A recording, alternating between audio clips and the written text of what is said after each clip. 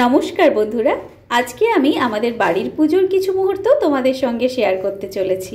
আমরা আমাদের ছেলের জন্য কিছু পুজোর মানত করেছিলাম, আর ভগবানের আশীর্বাদে ওর অন্নপ্রাশনের আগেই সেই পুজোগুলোর আয়োজন করতে পেরেছিলাম। বুধবারে ওর অন্নপ্রাশন ছিল, আর তার আগের দিন মঙ্গলবারে আমরা পুজোর ব্যবস্থা করেছিলাম। সেই জন্যই সোমবার রাতেই আমরা চলে গেছিলাম প্রতিমা আনতে।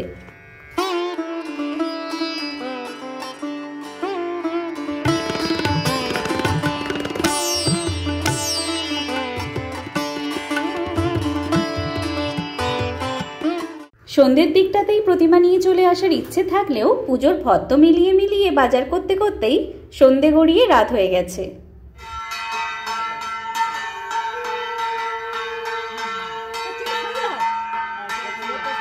যেহেতু একটা ভ্যানই ঠিক করা হয়েছিল, তাই প্রতিমা আনতে দুবার যেতে হয়েছিল। সেই কারণেই আমরা প্রথমে সত্যনারায়ণ ঠাকুর এবং মনসা মাতাকে প্যান্ডেলে পৌঁছে আবারও দ্বিতীয়বারের জন্য বেরিয়ে পড়েছিলাম। আর এই সমস্ত ভিডিও দায়িত্ব নিয়ে করে দিচ্ছে এই যে আমার ভাই। ও সোমবার বিকেলেই দক্ষিণ 24 পরগনা থেকে আমাদের বাড়িতে পৌঁছেছে, কিন্তু বাড়ির পুজো বলে কথা, তাই ওকে কোনো রকম বিশ্রাম নিতে না দিয়েই ফোন হাতে দাঁড় করিয়ে দিয়েছি ভিডিও করে দেওয়ার জন্যে।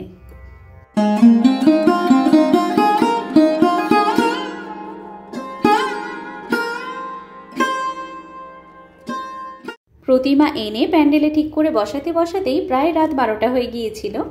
আর এই রাত কেটে সকাল হয়ে যাওয়া মানেই আমাদের বাড়িতে পুজো শুরু হয়ে যাবে। কিন্তু তখনও পর্যন্ত যেহেতু প্যান্ডেলের অনেকটা কাজই বাকি ছিল, তাই আমরা সবাই দাঁড়িয়ে থেকে প্যান্ডেলের অসম্পূর্ণ কাজটা, ফুলের কাজটা, এগুলো সব ঠিকঠাক মনের মতো হচ্ছে কিনা দেখে নিচ্ছিলাম। প্যান্ডেলের কাজটা করার আগে ওনারা প্রথমেই হরি মন্দিরটা সাজিয়ে দিয়েছিলেন।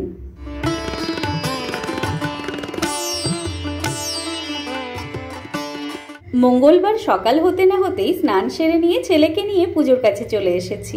এখানে ওনারা তখন পুজোর প্রয়োজনীয় সমস্ত সামগ্রী সাজাতে ব্যস্ত, আর আমি তো একটা আলাদাই আনন্দে আছি। নিজের বাড়ির পুজো মানে একটা আলাদাই অনুভূতি। এই আবেগটা ঠিক ভাষায় বলে বোঝানো যাবে না। তবে বাড়ির পুজো মানে যেমন বেশ আনন্দের, তেমন অনেক দায়িত্বও রয়েছে। তবে ছোট বেবি থাকার কারণে পুজোর দিনের সব দায়িত্ব থেকে আমার ছুটিই ছিল। আত্মীয় স্বজন থেকে পুজোর এই দিকটা পুরোটাই সামলে নিয়েছিলেন বাড়ির গুরুজনেরাই। আমাদের সকালবেলায় ছিল সত্যনারায়ণ পুজো এবং কার্তিক পুজো। দেখতে দেখতে এদিকে ঘটোত্তোলনের জন্য সবকিছুই প্রস্তুত হয়ে গিয়েছে।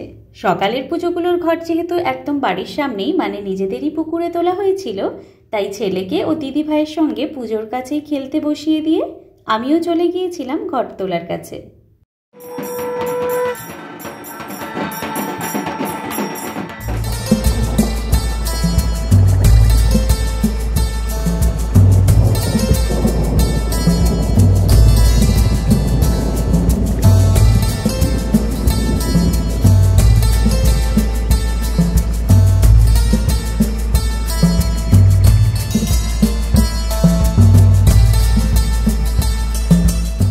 সত্যনারায়ণ পুজো ও কার্তিক পুজোর ঘট তুলে চলে আসার পরে ওর বাবা ও ঠাকুমা সংকল্পে বসেছিলেন, আর এদিকে বাবু তখন থেকেই দিদি ভাইয়ের সঙ্গে বসে রয়েছে।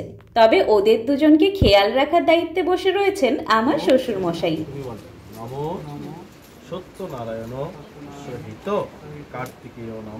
এরই মধ্যে ঠাকুর মশাই বললেন পুচকেকে ওনার কোলে দিতে। আমি তো ভাবছিলাম এই বুঝি কেঁদে দিল, কিন্তু না, বাবু তো বেশ আনন্দেই রয়েছে। নমো শিবায় নমো।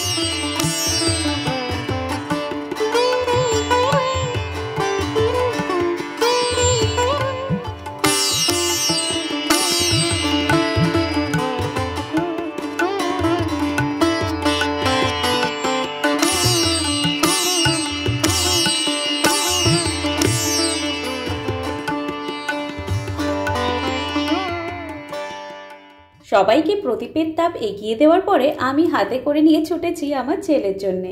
ও মা, গিয়ে দেখি সে তো আরেক কাণ্ড। বাবু কিছুতেই ওর বাবার কোল থেকে নামবে না। সারাটা সকাল থেকে একবারও বাবা যেহেতু কোলে নেওয়ার সময় পায়নি, তাই এইবার সুযোগ পেয়েছে, আর ছাড়বে না। দেখ যাবে নি, দেখ বাবা যাও, আমি সব বাবা আমি পূজা করে করিয়েছি বাবা। আসো আসো, মা খাই দেবে, যাও বাবা বাবা আসিয়া। দাঁড়াও, তোমাদেরকে একটা জিনিস দেখাই। এই যে নকশা দিয়ে ছোট্ট মাটির হাঁড়িটিকে তৈরি করা হচ্ছে, এটা ষষ্ঠী পুজোতে লাগবে। আর এই সুন্দর নকশাটি করে দিয়েছে আমাদের পুচকের এক দিদিভাই, সম্পর্কে আমার এক ভাসুরের মেয়ে।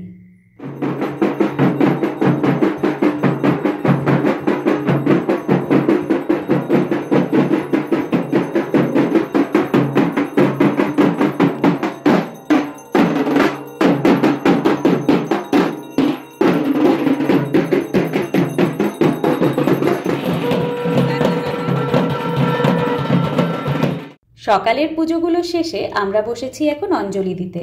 অঞ্জলি দিয়েছিলাম আমি, মা আর আমার বরমশাই। আর পুজো শেষ হতে হতে প্রায় সন্ধে হয়ে গিয়েছিল।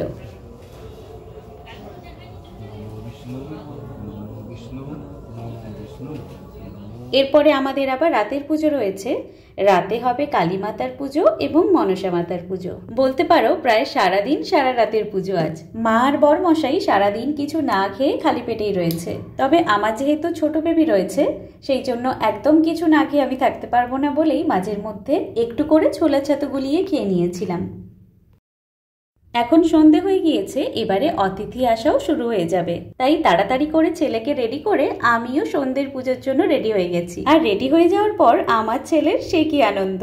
এরপর আমি একটু পুজোর দিকে ব্যস্ত হয়ে গিয়েছিলাম, আর ওর মামার আদর খেতে ব্যস্ত। সেই সকাল থেকেই পুজোর কাছে রয়েছি, কিন্তু সন্ধেবেলায় আলো জ্বলে যাওয়ার পরে না পুজোর কাজটা একদমই চেঞ্জ হয়ে গেছে। আর তাছাড়া পুজোর কাজটাতে ভালো লাগার আরেকটা কারণও রয়েছে, সেটা হচ্ছে নিমন্ত্রিত আত্মীয় পরিজনরা পুজো দেখার জন্য এই মুহূর্তে অনেকেই চলে এসেছেন। আর পুজো বাড়িতে একটু মানুষজনের ভিড় থাকলে ভালোই লাগে।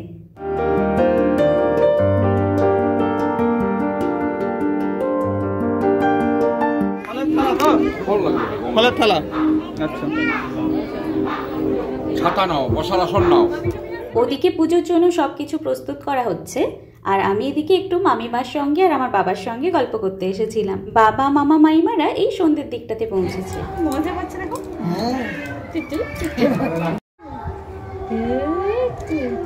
তখন এমন আবদারে খান, তাই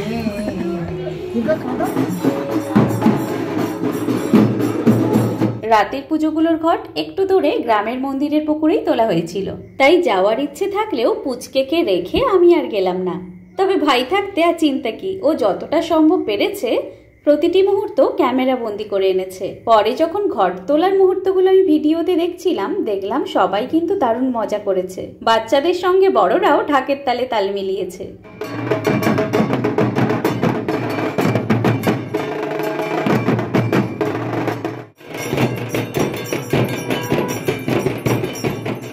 রাতের পুজোগুলোর ঘট অর্থাৎ কালী মাতার পুজো, মনসা মাতার পুজোর ঘট তুলে আসার পরে আমার শাশুড়ি মা এবং আমি সবার আশীর্বাদ নিয়ে সংকল্পে বসে গিয়েছি।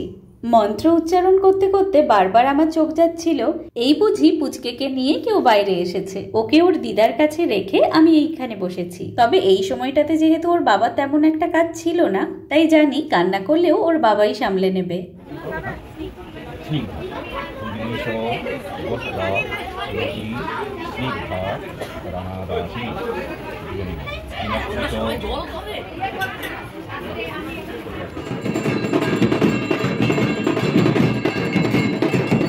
রাতের পুজো চলাকালীন আমাদের বাড়ির সদস্যদের সঙ্গে সঙ্গে এই যে দিদা, দুই মাসি, এদিকে মামিমা, মা সবাই জেগে রয়েছে। আর এই ঘন্টাখানেকের জন্যই পুচকে মনে হয় ঘুমোতে পেরেছিল। এই সময়টাতে আমি ওকে আমার মাসির দায়িত্বেই রেখে এসেছি।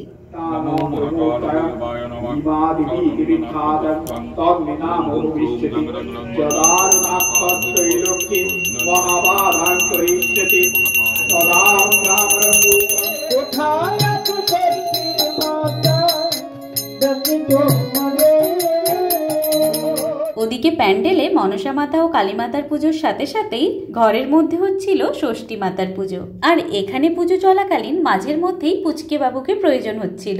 বাড়িতে লোকজনের ভিড় দেখেও খুব একটা বেশি ঘুমোতেও চাইছে না।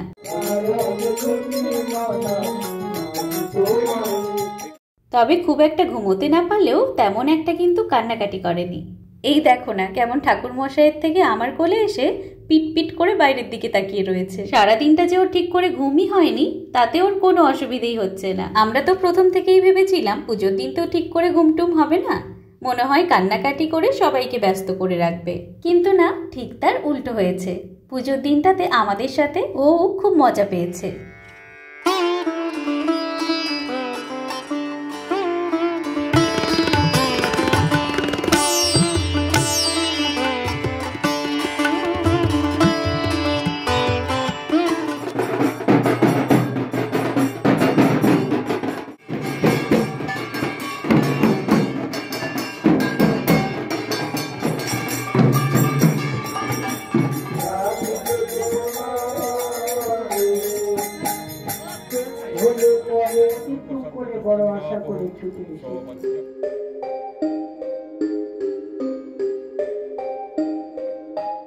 সবাই পুজোতে ব্যস্ত হয়ে গিয়ে বাজি ফাটানোর কথা তো ভুলেই গিয়েছিল, তাই মামারা বাকি যে বাজি রয়েছে সেগুলো ফাটানোর জন্য ছাদে চলে গিয়েছে।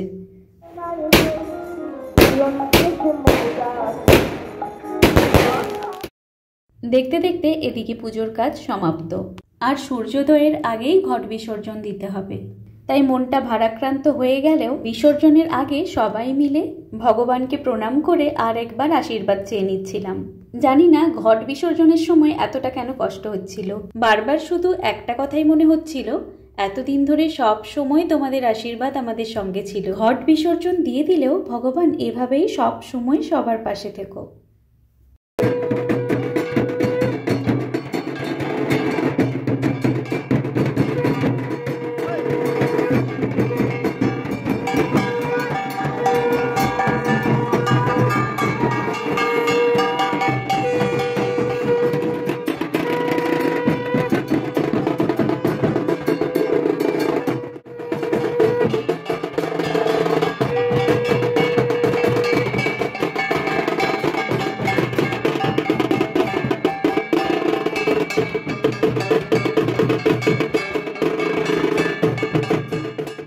পুজোর সারাটা দিনের আনন্দগুলো ঘট বিসর্জনের সাথে সাথে কোথায় যেন মলিন হয়ে গিয়েছে। হয়তোবা সত্যিই মন থেকে পুজোগুলো করার ইচ্ছে ছিল বলেই কোনো রকম বাধা বিপত্তি বা প্রাকৃতিক দুর্যোগ ছাড়াই পুজোগুলো সম্পূর্ণ হয়েছে। ঘট বিসর্জন তো ভোরবেলাতেই হয়ে গিয়েছে, এখন প্রতিমা ভাসানের পালা। তাই আমরা বাড়ির বউরা অর্থাৎ মা, দিদিভাই ও আমি প্রতিমা বরণ করে নিচ্ছি। যেহেতু রাতে ওর অন্নপ্রাশন উপলক্ষে খাওয়া দাওয়ার ব্যবস্থা করা হয়েছে, সেই জন্য প্রতিমা ভাসানের কাজটা দুপুরেই করে নেওয়া হয়েছে। আমাদের তিনজনেরই বরণের কাজ সম্পূর্ণ হয়ে গিয়েছে।